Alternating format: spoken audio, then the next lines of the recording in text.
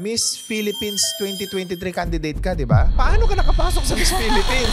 Miss Gila Salvador, 25-year-old businesswoman from... Napakagaling mong entrepreneur. Ang dami mong kumpanya, ang dami mong negosyo. Bakit masyado kang maraming ginagawa sa buhay? The reason why nagbi-business ako is to show... Nakikita ko, no? You have this mga big clients. Some of them are celebrities, di ba? It feels great collaborating with people na may ganung utak. Ang gagaling nila, but... Yung skills kasi mapag-aaralan mo yan. It's about leadership. Pero yung character, yung behavior, yun ikaw eh. It's okay not to win. It's okay to make a mistake. It's okay not to get in at the first time. It's okay as long as you've already tried. Alam mo, kung ako yung judge na lang siguro ng Miss Philippines, no, ipinanalo na kita. Sige, nasa iyo na yan, corona na yan, di ba? Paanong hindi ka dinisiplina pero naging disiplinada ka? If you have a life with God, to be honest, you will be able to find your purpose in who you are. Alright, so good morning, good afternoon, and good evening mga boss. So nandito na naman ulit tayo sa pinakabagong episode ng RDR Talks. At syempre, alam nyo naman na laging espesyal ang ibinabahagi namin sa RDR Talks dahil espesyal na kwento ng tagumpay ang RDR Talks. So kung gusto ninyong umupo sa RDR Talks, i-message nyo lang po kami. Pero sa ngayon, may makakasama tayong napaka-powerful na babae. So she is actually the president and CEO of several companies. Siya po ang may-ari ng Madhouse Design Studio. Siya po ang may-ari ng Mad Cafe Incorporated. Siya ang may-ari ng Primos Food Group. Siya ang may-ari ng Paper Planes Services. Ito pa malupit mga boss. She is actually currently candidate for Miss Philippines 2023. Makakasama natin Miss Gila Salvador Arellano. Hi, Raymond. Thank you so much for having me.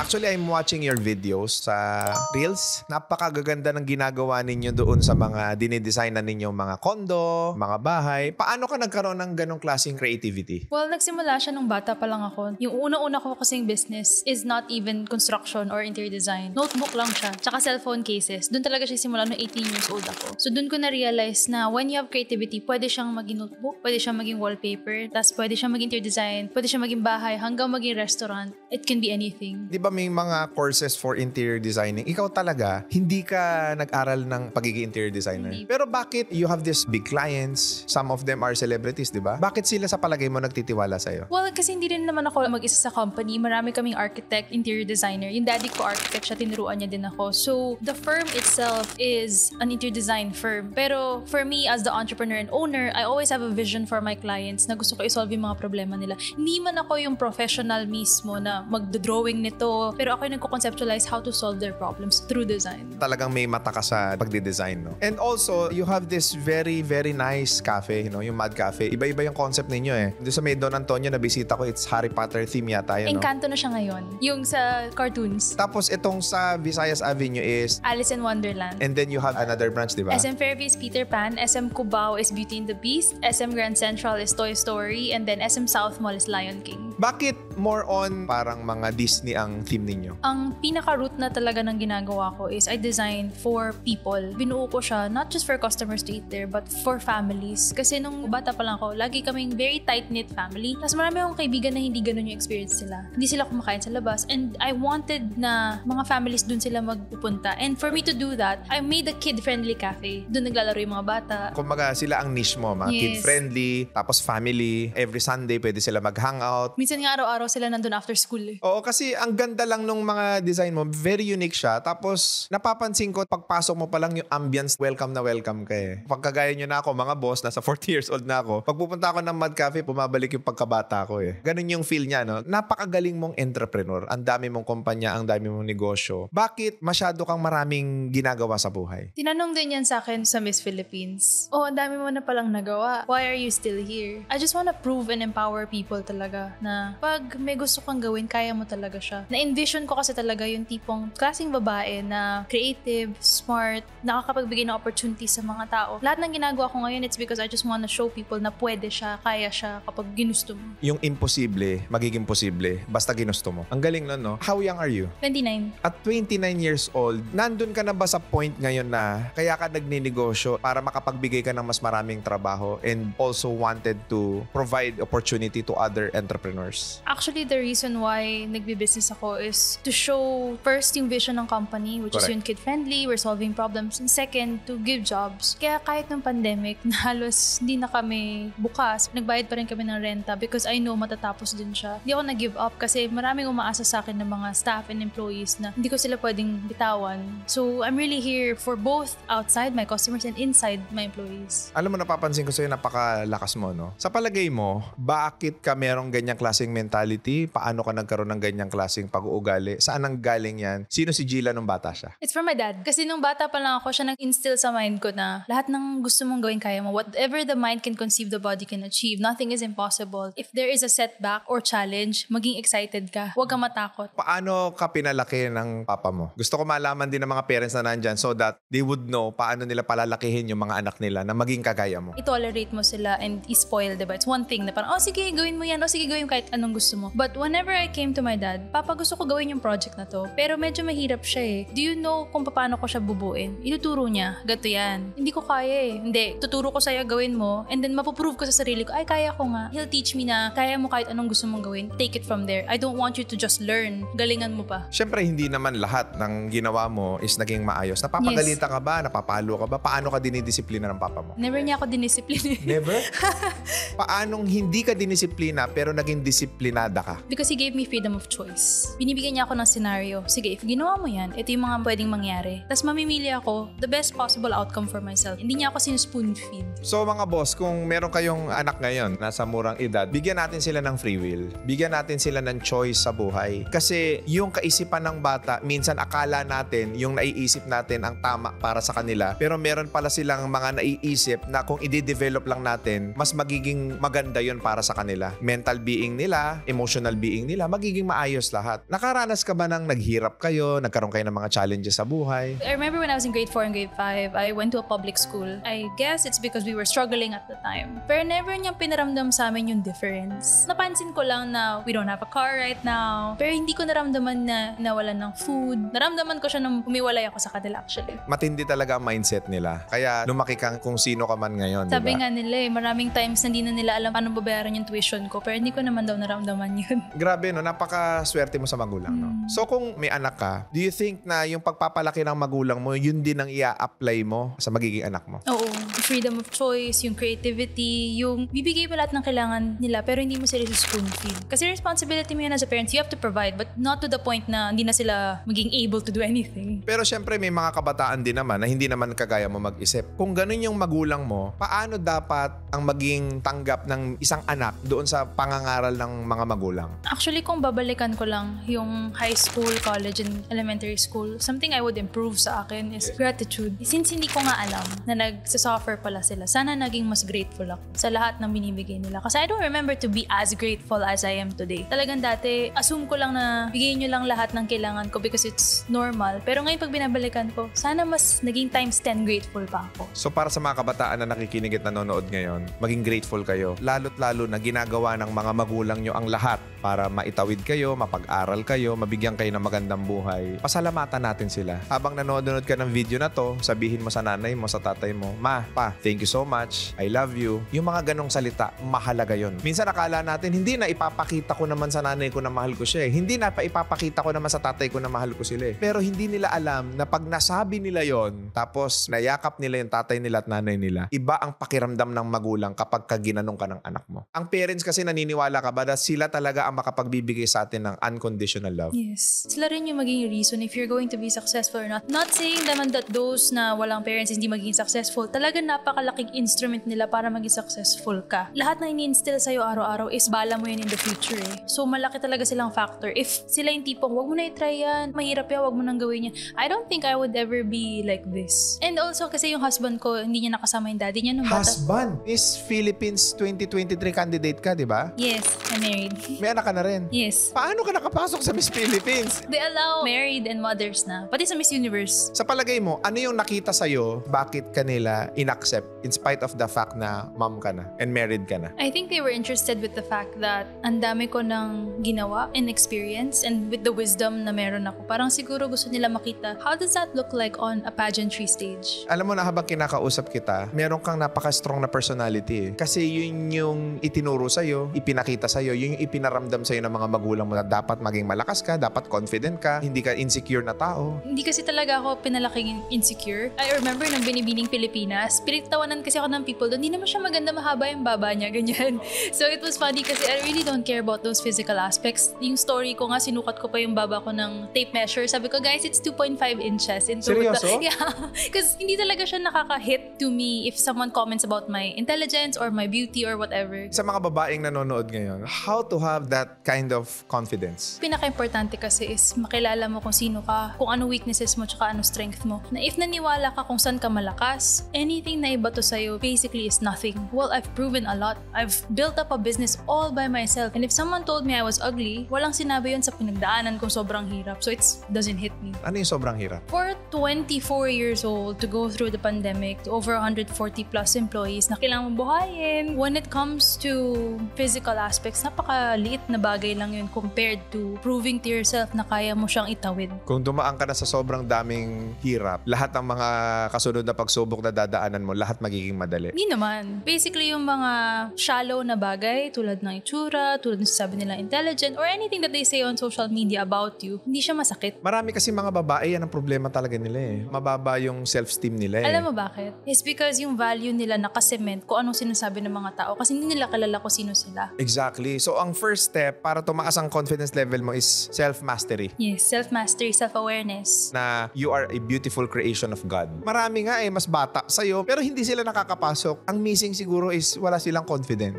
Hindi nila gustong itry kasi ayaw nilang ma-reject. Sige, paano mo ibabattle yung meron kang fear of rejection? Fear of rejection actually comes from perfectionism because you always assume that you always have to hit it right at the first time. That's perfectionism. And when you're a perfectionist, basically you're selling away your life na maging unhappy. And if fear of rejection ang pinaka-problem mo, fix mo muna yung perfectionism mo that it's okay not to win, it's okay to make a mistake, it's okay not to get in at the first time, it's okay as long as you've already tried. Ang galing na sinabi mo na yun. Pangsagutan na sa finals na yan, no? Paano mo ibabattle yung insecurities mo? Paano yung way ni Gila Salvador? Nililista ko siya sa papel. Anong sinusulat mo? For example, if I'm insecure about business, if I don't study accounting, syempre insecurity yun because I want to be adept in finance. Kasi negosyante ka. Negosyante ako and I want to know law. And there's an insecurity that if I talk to a lawyer, I may not know as much as that person. Pero ang nilalagay ko, okay, I don't know much about this. I don't feel like I'm good at this. Sinusulat ko siya lahat and then ginagawa ko siyang opposite. Good at finance, good at law, good at this one. Tapos nilalagay ko ng steps. So how do I get the opposite of that? So, ginagawa ko siya ng strategy. Kung meron kang weakness, gumawa ka ng structure or process para yung weakness mo, ma-master mo at mapag-aralan mo at maging strength mo. So instead of like going to school, kumukuha ako ng consultants na tuturuan ako. Kasi kung ano yung nawawalang knowledge, hahanapin ko talaga siya. Self-development ang Yes. kailangan mo. Kailangan mo mag-aral pa rin. Hindi natatapos sa eskwelahan ng pag-aaral, mga boss. Lalo't lalo na negosyante ka na. Kung meron kang mga bagay na hindi naiintindihan, aralin mo. Kasi yan ang isa sa mga pinakamalaking factor kung bakit maraming negosyante, nagtataka sila bakit sila nalulugi, bakit sila nababankrupt. Kasi ignorante sila sa maraming bagay. Tama yung sinabi mo, Gila eh. Kaya siguro napakarami mong negosyo and successful sila because yung mga hindi mo alam, pinag-aaralan mo eh. So hindi nagmamatter yung pinag-aralan mo. Ang nagmamatter is yung karakter ng may-ari na meron siya dapat willingness to learn. It's actually the thirst for knowledge. Ano ang pinaka-success principle ni Gila as a successful entrepreneur and of course as a candidate of Miss Philippines 2020? Bumabalik siya dun sa sinabi ng daddy ko, maging excited ka pag may challenge. If merong setback or problem sa harap mo, kailangan mo siyang matutunan, ma-overcome. Kasi ibig sabihin sa likod nun is success. Every time meron akong hurdle, I really have to learn how to go over that. So siguro ilang ganun na yung naganan ko. Kasi sa sobrang dami kong hindi alam before, na self-taught ko na lang lahat na naging problema ko. If I don't know this, pag-aaralan ko siya, and then next one, and then next one, and then next one. Dumating ba sa point na sa pagiging negosyante, na-discriminate ka rin? Na, ay, si Gila, hindi naman interior designer yan. Yes, marami. Kasi hindi man ako nag-aral eh. Kailangan kasi license ka pag nag-interior design ka, pag nag-build ka ng bahay. So marami akong bashers. Paano mo hinandle yun? Hindi kasi nila alam na meron akong company na may professional sa loob. So kala nila ako lang. Ano yung pakiramdam na yes, hindi ka interior designer, hindi ka engineer, pero may mga empleyado kang ganun? It feels great na I'm collaborating with people na may ganong utak. And it feels great na, wow, ang gagaling nila but they're helping me with the vision of the company. So it's about leadership, no? Yung skills kasi mapag-aaralan mo yan eh. Pero yung character, yung behavior, yun ikaw eh. Yun yung magde-determine kung hanggang saan mo gusto dalhin ang buhay mo. What if may mas malalaki pang mga pagsubok ang darating darating sa buhay ni Gila, ano ang gagawin niya? Every hurdle was fit to my age. Like, nung 18 ako, ang stress ko lang noon is yung supplier ng notebook is hindi niya ma-print on time. Syempre, yung capacity ng emotion ko is iyak na ako, hindi niya natapos yung printing, magagalit yung customer ko. So, hanggang 18, ganun. Umabot ako sa point from ganun kaliit to something so large na 3 years na siya. And that's mula 2020 until today. Struggles of a business person na pinagdadaanan ko is hindi siya normal because it felt like it has been like this for 3 years. Lugi. Not the lugi. It's more of like every day or every single week there's a different problem. It could be a product problem. It could be people problem. It could be a system problem. It could be anything. It's literally any facet of the business biglang magiging problem siya. Tapos kailangan mo siya i-solve. Tapos pag na-solve mo siya, may bago na naman. And for the past 3 years, I was doing that over and over again. And actually feeling ko na naging robot ako at the time. Kasi I thought that my mentality na kailangan ko lang i-overcome,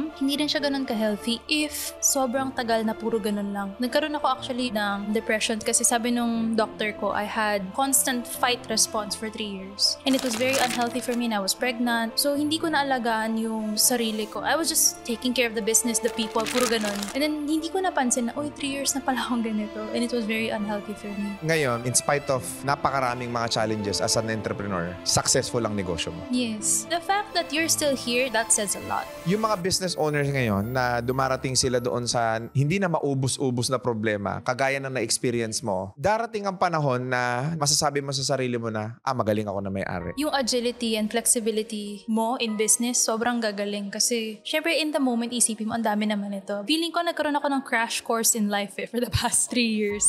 Bigay tayo ng sitwasyon. Example, nalulugi ang finance. Kulang yung perang pumapasok versus doon sa expenses. Paano ang troubleshooting ni Gila? The first thing other people would say was retrenchment, diba? Magbawas tayo ng expenses, cost, magbawas tayo ng ganyan, kasi kailangan maging lean yung operations. Hindi kasi ako advocate ng things like that. Kasi syempre, pag pumasok na yung tao sa company ko, naniwala sila sa ginagawa ko, hindi ko naman pwede sabihin, okay, bye-bye, hindi tayo nag-workout. Sa akin kasi, hinahanap ko muna yung root cause why we're not earning as much. It's not just because we have high expenses, it's because of so many factors. Baka yung sistema nyo may mali. Baka yung cost nyo ng products masyadong mataas. So pag finix mo yung system mo, finix mo yung product costing mo, then tataas yung income mo. It's not all about cutting expenses. For example, yung shelf life ng produkto natin, napapanisan tayo, nasisiraan lang tayo. Paano mo i-resolve yan? Problema yun sa processes. Ibig sabihin, hindi sila nagpo-forecast ng mabuti kung ano talagang product kailangan nila. If nag-overstock kayo ay nasisira lang siya, then you're not managing the restaurant well. You're not using the past months as experience na, ito lang benta natin, dapat ito lang din order natin. For example, December, yung order mo is ganito kadami. Na-expect mo January, ganun pa din yung benta mo. But those are different months. Problema sa mga empleyado, lagi nag-aaway-away, nagkakagulo-gulo. Ano ang resolution dyan ni Gila? You never manage people. You manage systems. Because each person has a different upbringing, a different attitude, a different way of seeing life. So if you manage the person per person, you'll find yourself managing 100 different personalities. But if you manage systems na alam mo na pag na-order ka sa Mad Cafe, someone takes an order, goes to the kitchen, makes the food, and gives the food back, sistema yun eh. So ang tinitignan mo dito is not the attitude of the person, but the system if nasusunod siya. And for you to manage systems, you have to write systems. SOP. Ang galing. Paano nag-survive sa pandemic ang Mad Cafe? It was really the understanding of the staff. At that time, I think I was only able to give them allowance of about a percentage of their salary. And the number one thing was communication. Ito lang ang kaya namin as a company. We would still like to keep you. Things will be better soon. Would you like to stay? Yung understanding talaga nila, yung love nila for the company, yun talaga yung reason kung bakit nag-survive siya until this time. Because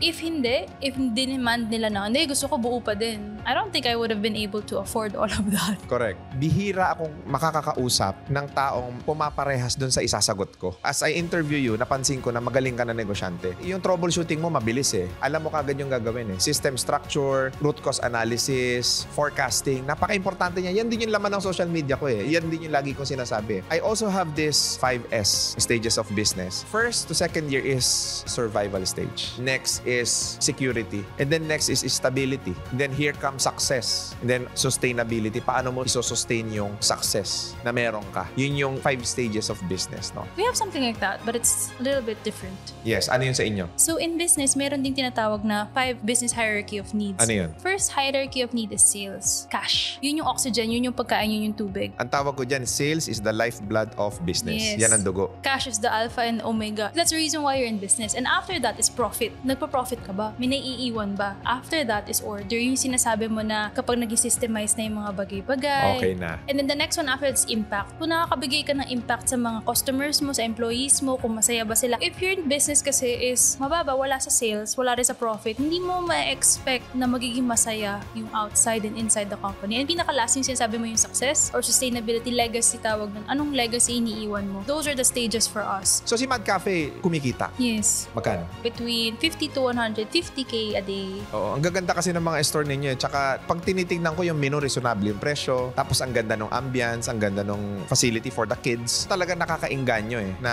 kumain sa inyo. Bakit prioritize mo yung aesthetics ng store rather than yung pera na yun? Siguro makakatatlo, 4 na branch ka na Bakit hindi scaling yung priority mo? Bakit yung aesthetic? We're not here just to serve food. It's for us to bring families together. And we can't do that if the aesthetic is not giving that. Tawag dyan unique selling point or USP. Yes. So your USP should be proportionate doon sa target market mo. Kailangan ninyong maintindihan mga boss na meron tayong tinatawag na market segmentation na iba-iba talaga ang behavior ng tao. Ang galing nung Mad Cafe kasi. Sa Mad Cafe kasi ang nakuha niya medyo middle class pataas na mga family na pag pumunta ron, hindi rin masakit sa bulsa. Kasi growing up, laging mommy ko, mahal naman dito. So tumatak yun sa utak ko na ayokong sabihin nila yun. Ano ang nakikita mo sa Mad Cafe after 5-10 years? Expansion of Mad Cafe nationwide through franchising. And then for Madhouse, we also want to provide our services nationwide. Pagdating dito sa Madhouse Design, paano ka nagko-quote ng, kumbaga, singil ninyo sa mga nagpapadesign ng mga condo units, sa mga magpapadesign ng resto nila, papadesign ng mga commercial spaces nila? Paano ang services ninyo dyan? We have partner contractors. So what our job is to design these houses, these commercial spaces, and then do the specs, and then someone will quote it. May accreditation process kami. Kailangan dumaan sila doon na maging accredited partner sila. So sila yung nagko-quote kung magkano lalabas. But the good thing about this is, binibigyan namin yung clients namin ng options. Option 1, 2, 3. Ito yung mura, ito yung middle, ito yung mas mahal. Ikaw na mamili kung anong gusto mong quality dyan. Dito sa mga business mo, sa dami-rami ng kumpanya, paano mo siya na-handle? You have to understand that you're not supposed to do it alone. You have to change who you are 180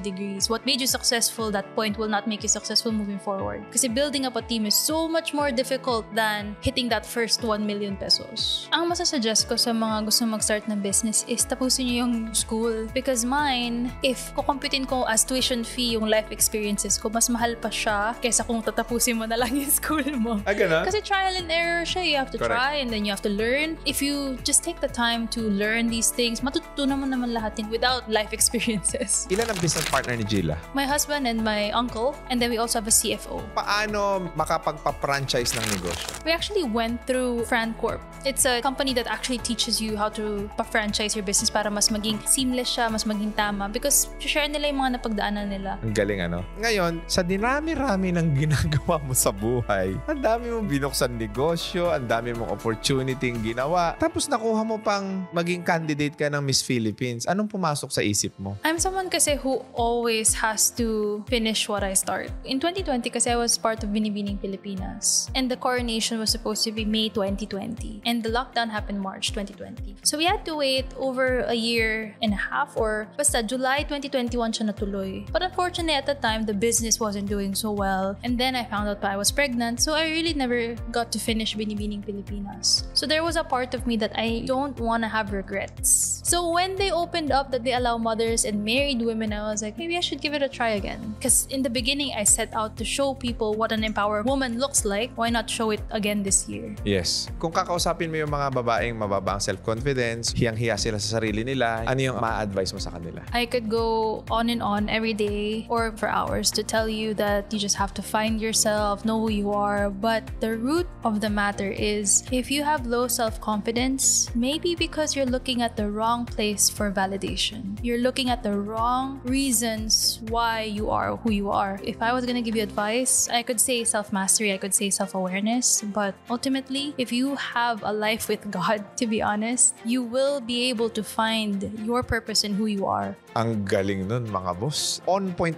ka lagi. Alam mo, kung ako yung judge na lang siguro ng Miss Philippines, ipinanalo na kita, sige na sa'yo na yan, corona na yan, di ba? Nakakamangha yung mga babaeng kagaya mo. Kasi mahirap kasi sa mga tao, ito naghahanap kayo ng validation, ng approval, ng acceptance ng mga tao, pero tanggap ka ng Diyos Ang And galing may na plano sinagot siya mo for na yun. you.